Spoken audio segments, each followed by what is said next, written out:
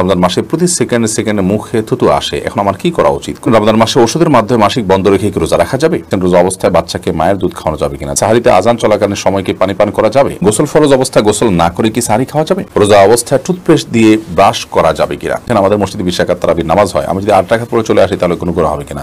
সাহারি না করলে কি রোজা হবে? স্ত্রী জাকাত কি স্বামী তার নিজের টাকা থেকে দিয়ে দিতে পারবেন? জীবনের অনেক রোজা কাজা রয়ে গেছে, এখন কি আমি আগে পেছনের রোজাগুলো কাজা আদায় করব? রোজা রাখা অবস্থায় স্বপ্নদোষ বা কামভাবের জন্য মজি বের হলে কিংবা বীর্যপাত হলে কি রোজার কোনো ক্ষতি হয়? গীবত করলে কি রোজা হবে? রোজা অবস্থায় তেল, সুরমা, আতর ইত্যাদি ব্যবহার করলে, নখ বা চুল কাটলে কি রোজার কোনো ক্ষতি হবে? রোজা রেখে চোখের ড্রপ ব্যবহার করা যাবে কিনা? রোজা রেখে ধূমপান করা যাবে কিনা? রমাদান মাসে মহিলারা রান্না করার সময় কি লবণ চেক করতে পারবেন? এমডি আব্দুল আলিম আপনি লিখেছেন, অবিবাহিত হুজুরের পিছনে নামাজ বা তারাবি সালাত আদায় হবে কিনা? করা যাবে, কোনো অসুবিধা নেই। বিয়ের ইমামতের জন্য বিয়ে করতে হবে এমন কোনো বাধ্যবাধকতা বা শর্ত নেই। অমিত ইসলাম আপনি লিখেছেন, রোজা রেখে চোখের ড্রপ ব্যবহার করা যাবে কিনা? এই বিষয়ে চোখ, কান এবং নাক, এই 3টা ড্রপ বিষয়ে বিস্তারিত আমরা কথা বলেছি, একটু দেখে নেওয়ার চেষ্টা করবেন। চোখের ড্রপ দেওয়া যাবে, অন্য দুটির মধ্যে একটা দেওয়া যাবে না, আর একটা সংশয়পূর্ণ, সেটা অ্যাভয়েড করা উত্তম। ইফতেখার ইমন লিখেছেন, আমাদের মসজিদে 20 রাকাত তারাবির নামাজ হয়, আমি যদি 8 রাকাত পড়ে চলে আসি তাহলে কোনো গুনাহ হবে কিনা? গুনাহ হবে না, কিন্তু নবী করিম সাল্লাল্লাহু আলাইহি ওয়াসাল্লাম বলেছেন, মান কামা মাআল ইমাম হাত্তা ইয়ানসিরিফা, যে ব্যক্তি ইমামের সঙ্গে নামাজ পড়ে এবং ইমাম যাওয়া পর্যন্ত অপেক্ষা করে, কুতিবা লাহু কিয়ামুল লাইল, তার জন্য রাত জেগে ইবাদতের সওয়াব লেখা হয়। তিরমিজি হাদিসটি বর্ণিত হয়েছে, যার কারণে আপনি এই সওয়াব থেকে বঞ্চিত হন, বিশাল বড় সওয়াব থেকে বঞ্চিত হন। এজন্য আপনাকে পুরো নামাজ শেষ করে আসা উচিত। 8 রাকাত পড়ে যদি আপনি চলে আসেন, এই সওয়াবটা আপনার হবে না। এমনি লাবিব তানভীর লিখেছেন, গীবত করলে কি রোজা হবে? রোজার স্ট্রাকচার হয়ে যাবে, অর্থাৎ বাহ্যিকভাবে রোজা হয়ে যাবে, কিন্তু অন্তর্নিহিত যে রোজা সেটি হবে না, অর্থাৎ রোজার প্রাণ ক্ষতিগ্রস্ত হবে, যার কারণে রোজার মান কমে যাবে, কোনো কোনো ক্ষেত্রে রোজা অর্থহীন হয়ে যেতে পারে। এজন্য রোজা রেখে গীবত করা, অন্যান্য পাপের কাজ করা অনুচিত এবং রোজে বেঁচে থাকা উচিত। বেলাল হোসেন আপনি লিখেছেন, জীবনের অনেক রোজা কাজা রয়ে গেছে, এখন কি আমি আগে পেছনের রোজাগুলো কাজা আদায় করব, নাকি এই রমজানের রোজাগুলো আগে রাখবো? দেখুন, জীবনের যদি অনেক রোজা আপনার কাজা হয়ে থাকে ইতিপূর্বে, তাহলে সেক্ষেত্রে সে রোজাগুলো এই রমজানের আগে আগে আপনার রেখে ফেলা উচিত ছিল, কর্তব্য ছিল। এখন তো রমাদান চলেই এসেছে, অতএব এই রমাদানের রোজাগুলো আপনাকে রাখতে হবে। এই রমজান শেষ হওয়ার সঙ্গে সঙ্গেই আপনি বিলম্ব না করে বিগত বছরের, বিগত জীবনের যে রোজাগুলো আপনার কাজা হয়েছে সেগুলো রেখে ফেলার চেষ্টা আপনাকে অব্যাহত রাখতে হবে। শাহাবুদ্দিন শিকদার আপনি লিখেছেন, সাহারি না করলে কি রোজা হবে? সাহারি যদি আপনি না করেন তাতে রোজা হয়ে যাবে। আমি শুরুতে বলেছি, রোজা অবস্থায় তেল, সুরমা, আতর ইত্যাদি ব্যবহার করলে, নখ বা চুল কাটলে কি রোজার কোনো ক্ষতি হবে?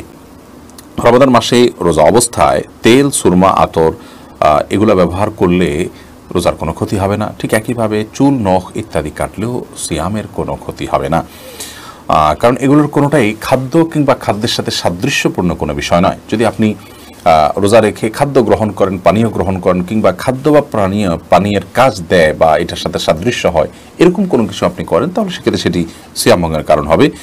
আর রোজা রেখে একজন মানুষ যদি তেল ব্যবহার করেন, সুরমা ব্যবহার করেন, আতর ব্যবহার করেন, কিংবা চলবা নখ কাটেন, তাতে না সেটা খাদ্যের কোনো কাজ দেয়, না পানীয়ের কোনো কাজ দেয়, না তার সাথে কোনো এর সরাসরি কোনো সম্পৃক্ততা বা সাদৃশ্য আছে, বিধায় এগুলো করলে সিয়াম ভঙ্গ হবে না, রোজা ভঙ্গ হবে না, কোনো অসুবিধা নেই।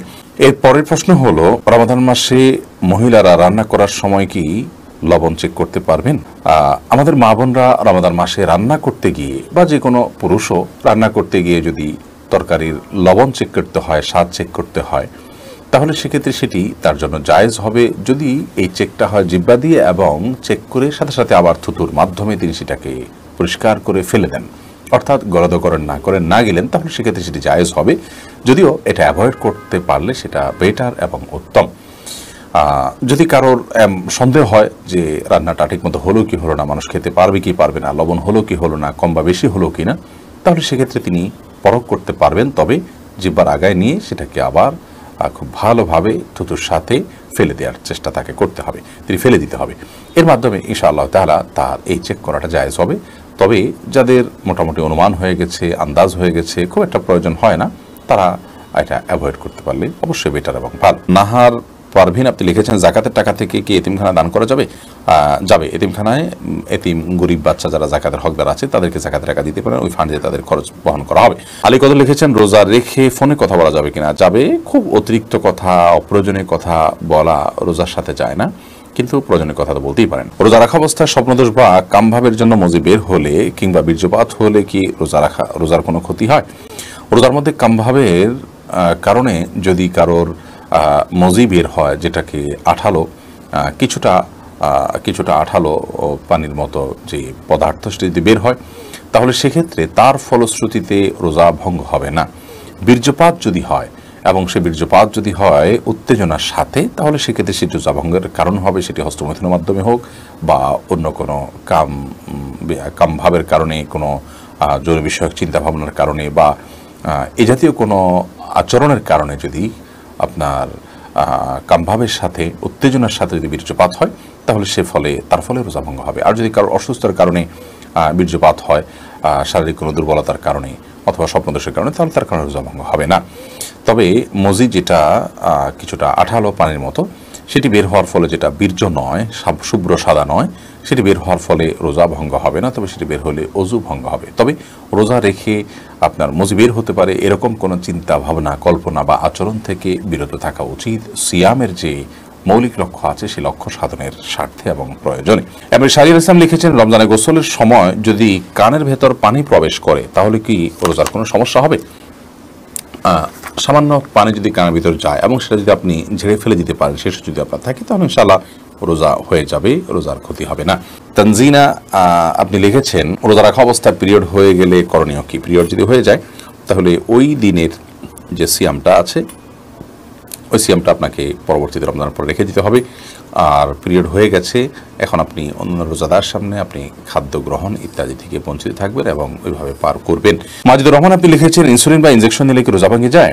ইনসুলিন বা ইনজেকশন নিলে রোজা ভঙ্গ হয় না। বিশেষ করে যে ইনজেকশন আমাদের চামড়ার নিচে বা সামান্য মাংসপেশিতে যায়, যেটা আমাদের পাকস্থলিতে যায় না, খাদ্যের কাজ দেয় না, পানীয়ের কাজ দেয় না, খাদ্য বা পানীয়ের সাথে সাদৃশ্য হয় না, সেরকম ইনজেকশন যেটা শুধুমাত্র আপনার চামড়ার নিচে ইনজেক্ট করা হয় কিংবা আপনার মাংসপেশিতে ইনজেক্ট করা হয় এবং সেটাতে আপনার মেডিসিন থাকে সামান্য পরিমাণে, বা যেখানেই হোক ইনজেক্ট করা হয়, সেটা পাকস্থলিতে অন্তত যায় না।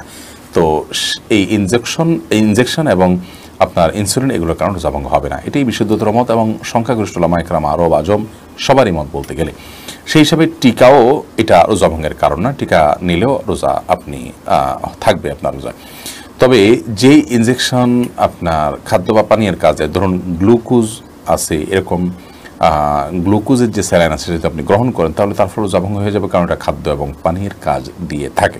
মিলন হোসেন আপনি লিখেছেন, রোজা রেখে ধূমপান করা যাবে কিনা? অনেকে বলে থাকেন যে রোজা রাখা অবস্থায় সিগারেট খেলে রোজার কোনো ক্ষতি হয় না। এটা কি সঠিক? এটা কোনো মানুষ বলে, আমি তো এই প্রথম শুনলাম। যাই হোক, কেউ যদি বলে থাকেন সেটি নেহায়েতই ভুল। ধূমপান করলেও তার ফলে রোজা ভঙ্গ হবে, কারণ এটা পান ধোঁয়াগুলো মানুষের ভেতরে প্রবেশ করে, বিধায় এটি রোজা ভঙ্গের কারণ। রোজা অবস্থায় ধূমপান করা জায়েজ না, যদিও রোজা রাখা অবস্থার বাইরেও ধূমপান করা জায়েজ নাই। রোজা অবস্থায় ধূমপান করলে সেটি গুনাহও হবে, আবার রোজা ভঙ্গের কারণ হবে। যদিও সন্ধ্যার পরে কেউ ধূমপান করলে গুনাহ হবে, বাট রোজা ভঙ্গের বিষয়টি সেখানে থাকছে না। মায়ের আদর্শ ছেলে আইডি থেকে আপনি লিখেছেন, স্ত্রীর জাকাত কি স্বামী তার নিজের টাকা থেকে দিয়ে দিতে পারবেন? দিতে পারবেন। স্ত্রীর সম্পদের জাকাত স্বামী দিয়ে দিতে পারবেন। শর্ত হলো স্ত্রীকে জানিয়ে দিতে হবে, স্ত্রীর জানাশোনা থাকতে হবে। তিনি যদি জানেন যে তার স্বামী তার পক্ষ থেকে জাকাত দিয়ে আদায় করে দিচ্ছেন, তাহলে সেক্ষেত্রে তিনি নিয়ত করবেন। তার আমল যেহেতু নিয়তটা তার থাকতে হবে। স্ত্রীকে আপনি জানালেন না, আপনি তার জাকাত আদায় করে দিলেন নিজে থেকে, পরে স্ত্রীকে বললেন, এতে জাকাত আদায় হবে না। আপনি জাকাত আদায় করতে হলে স্ত্রীর জাকাত যে আদায় করছেন, স্ত্রীকে আপনি নোটিস করবেন, তিনি নিয়ত করবেন এবং আপনি তার পক্ষ থেকে আদায় করবেন, আদায় হয়ে যাবে। আর্থিক ইবাদত একজনের তরফ থেকে আরেকজন করতে পারে, তবে যার তরফ থেকে করছেন ফরজ আদায় হওয়ার জন্য তার সেটি জানা থাকবে। শামসুন নাহার স্মৃতি আপনি লিখেছেন, রোজা অবস্থায় টুথপেস্ট দিয়ে ব্রাশ করা যাবে কিনা? টুথপেস্ট বা মাজন ইত্যাদি দিয়ে, পাউডার ইত্যাদি দিয়ে দাঁত ব্রাশ করা যাবে কিনা, এ বিষয়ে আমাদের দেশের ওলামা ইকরাম বলে থাকেন এটি মাকরুহ এবং অপছন্দনীয়। রোজা হয়ে যাবে, কিন্তু একান্ত প্রয়োজন ছাড়া আপনি এটি মুখে ব্যবহার করার ফলে আপনার থুতুর সাথে অপ্রয়োজনে কিছু জিনিস আপনার পেটে যাচ্ছে, সেটা পরিমাণে কম হলেও। তো এই জন্য এটা আপনার জন্য অনুচিত এবং মাকরুহ। সাহরি খাওয়ার সাথে সাথে আপনি ফজরের আগে আগে ব্রাশ করে ফেলবেন, এরপর দিনের বেলা আপনি মেসওয়াক করবেন কিংবা খালি ব্রাশ দিয়ে আপনি দাঁত ঘষবেন বা পরিষ্কার করবেন। যদিও সৌদি আরবের স্কলারগণ এবং ওলামা ইকরাম এটিকে মাকরুহ বলেন না, তারা এটাকে জায়েজ বলেন। কিন্তু মাকরুহ হওয়াটা, অপছন্দনীয় হওয়াটাই হলো অধিকতর যুক্তিযুক্ত, কারণ টুথপেস্ট এটি আমাদের থুতুর সাথে ভেতরে চলে যায়, হোক না সেটা পরিমাণে কম। তো এটিতে একান্ত প্রয়োজন নাই, যার কারণে আপনি সারির আগে আপনি টুথপেস্ট দিয়ে ব্রাশ করেন, পরবর্তীতে খালি ব্রাশ কিংবা মেসওয়াকের অভ্যাস গড়ে তোলেন, যে দিনের বেলা আপনি খাদ্য গ্রহণ করছেন না বিধায় এটা নিয়ে খুব বেশি পেরেশান থাকারও কোনো কারণ নেই। দারুল হুদা লবি আপনি লিখেছেন রোজা অবস্থায় বাচ্চাকে মায়ের দুধ খাওয়ানো যাবে কিনা? যাবে, কোনো অসুবিধা নেই। এরপরে সাকিব হাসান আপনি লিখেছেন গোসল ফরজ অবস্থায় গোসল না করে কি সাহারি খাওয়া যাবে? যদি কারোর গোসল ফরজ হয় তাহলে গোসল ফরজ অবস্থায় যদি আপনি সাহারি খেয়ে নেন এই কারণে যে এখন গোসল করতে গেলে সাহারি খাওয়ার সময় আর থাকবে না, অথবা যে কারণেই হোক না কেন যে আমি পরে গোসল করব, তাহলে তার ফলেও সিয়াম হয়ে যাবে, কোনো অসুবিধা নেই। তবে অবশ্যই ফজরের সালাত আদায়ের প্রয়োজনে ফজরের সালাতের আগে আগে আপনাকে ফরজ গোসল করতে হবে। কিন্তু গোসল ফরজ হওয়া অবস্থায় অর্থাৎ শরীর অপবিত্র অবস্থায় যদি কেউ খাদ্য গ্রহণ করেন এবং সাহারি খেয়ে ফেলেন বা রোজা নিয়ত করেন তাতেও রোজা হয়ে যাবে, সাহারি হয়ে যাবে, কোনো অসুবিধা নেই। যদিও গোসল করে তারপরে খেতে পারলে সেটা উত্তম, তা বলাই বাহুল্য।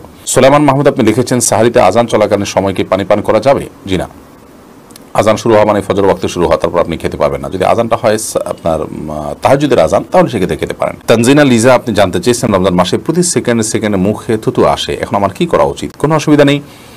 অনেকের খালি পেটে থাকলে থুতু আরও বেশি আসে, আবার ওই থুতুর কথা মনে যত বেশি করবেন তত বেশি আরও থুতু এসছে এটি আপনি জানতে পারবেন, আপনাকে অনেক বেশি পেরেশান করবে। এটি আপনি মাথায় নেওয়ার দরকার নেই। থুতু গিললে রোজার কোনো ক্ষতি হয় না, তবে থুতুকে একসাথে করে ইচ্ছাকৃতভাবে গেলার বদভ্যাস বা বাজে অভ্যাস যদি কারোর থাকে সেটা মাকরু হবে, তাতেও রোজা ভঙ্গ হবে না বিধায় এটা নিয়ে অরিড হওয়ার কোনো কারণ নেই। মাইশা ইসলাম আপনি লিখেছেন রমজান মাসে ওষুধের মাধ্যমে মাসিক বন্ধ রেখে কি রোজা রাখা যাবে? এটা অনেক বোনের জিজ্ঞাসা। রমজান মাসে মাসিক বন্ধ করার জন্য ঔষধ সেবন করে যদি কেউ রোজা রাখেন তাহলে সেক্ষেত্রে সেটি তার জন্য জায়েজ হবে। শর্ত হলো সে ওষুধের মাধ্যমে কোনো বড় ধরনের তার শারীরিক ক্ষতির মুখোমুখি হওয়া বা কোনো প্রকার সাইড এফেক্টের আশঙ্কা না থাকতে হবে।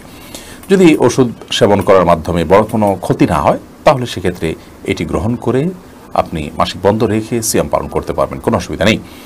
যদিও উত্তম হয় স্বাভাবিক অবস্থার উপরে ছেড়ে দেয়া, কারণ আল্লাহ রাব্বুল আলামিন যে অবস্থা রেখেছেন সে অবস্থার উপরে থাকতে পারলে বেটার। তবে হ্যাঁ, অনেকে আছে রমজানের পরে রোজাগুলো রাখাটা তাদের জন্য চ্যালেঞ্জিং হয়ে যায়, কঠিন হয়ে যায়, তাহলে সেক্ষেত্রে তারা ওষুধ সেবন করে এই রোজাগুলো রাখতে পারে, রমজান রোজাগুলো রাখতে পারবেন, কোনো অসুবিধা নেই। শর্ত হলো সাইড এফেক্ট এর মাধ্যমে বড় কোনো ক্ষতির মুখোমুখি হওয়ার আশঙ্কা না থাকতে হবে, কারণ মানুষ নিজেকে ক্ষতির মধ্যে ফেলে দিবে এরকম কোনো কাজ ইবাদত করার জন্য করার নির্দেশনা ইসলাম আমাদেরকে দেয় না। আল্লাহ রাব্বুল আলামিন মাসিকের কারণে আপনাকে রোজা রাখার তৌফিক দেননি, কিন্তু আপনার মধ্যে আক্ষেপ আছে, আপনার মধ্যে আগ্রহ আছে যে আহা আমি যদি মাসিক না হতো তাহলে রোজা রাখতাম।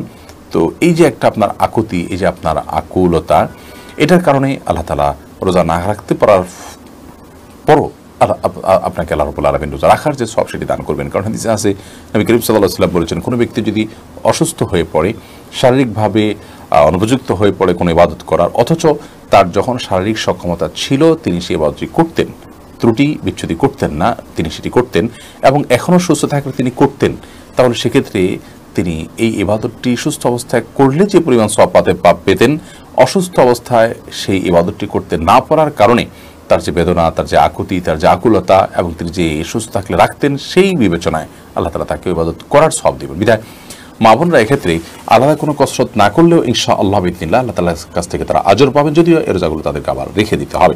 অতএব ওষুধ সেবন করে মাসিক বন্ধ রেখে রোজা রাখতে পারবেন ওই শর্ত সাপেক্ষে যে সাইড এফেক্ট থাকবে না।